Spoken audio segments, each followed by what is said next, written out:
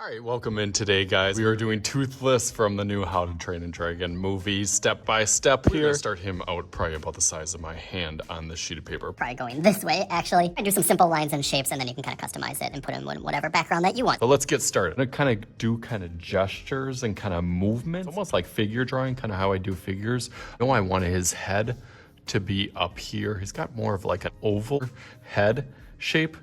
And then it kind of comes down to his kind of belly and feet. All in all, I want this to be kind of stretched out, and kind of dragon tail will come up over here and then kind of curl around. His head shape, a little bit more of an oval, and then he does have a little bumps on his head for the start of his spikes that eventually go all the way down his back. So you can kind of go up and then down. And then one kind of jumps a little bit higher because that's like one of his ears. A little spike, and then another ear, which is a little bit bigger. I'm gonna kind of keep on that because then I can kind of go zigzag up and down for his little spikes. Do a couple of those. And then I'm gonna try to get that big dragon wing. So I kind of curve up and then over, and then it goes really, really sharp. Then it will kind of zigzag like from a point. 1, 2, 1, 2, 1, 2. It can link back up with this part of it, and then that starts to fill in kind of those scales that are inside the dragon wing that kind of stretch out through here. I know the tail is gonna curve and then go back over here. I wanna make sure I got enough room to sneak that in, but I'm gonna kind of jump up here because I don't wanna get it off proportion. He has a very distinct looking head, enough size, so I have room for a smile in there.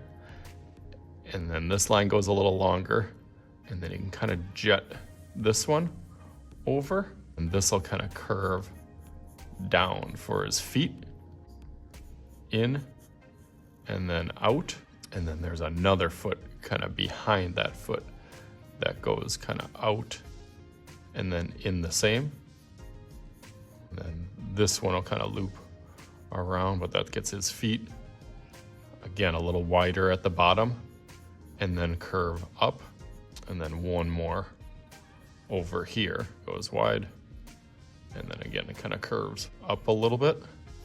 And that's where that bottom, the tail will kind of arch down and then loop back around. Now it starts to look a little bit more realistic. Some paws have claws on the front of it. A trick or hack to do is kind of a line and then like a triangle out from there. So kind of a line and then triangle, and just do that until you kind of run out of room.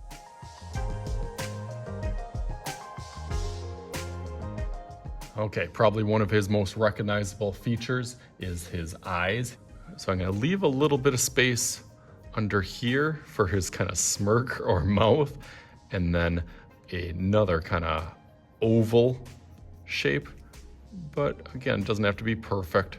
Got a unique oval shape, and then it does kind of bunch in the front for kind of a nose shape.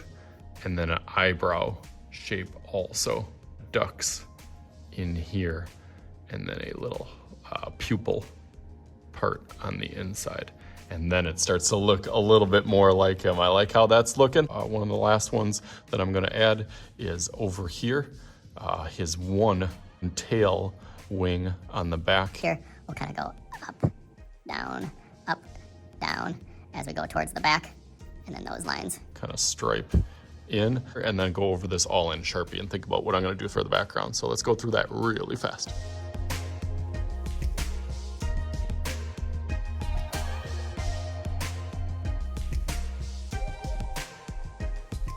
All right, so there I got Toothless and I got Toothless right here that we're gonna make some magic happen. You do yours however you want, so let's see if I can finish mine up just like that.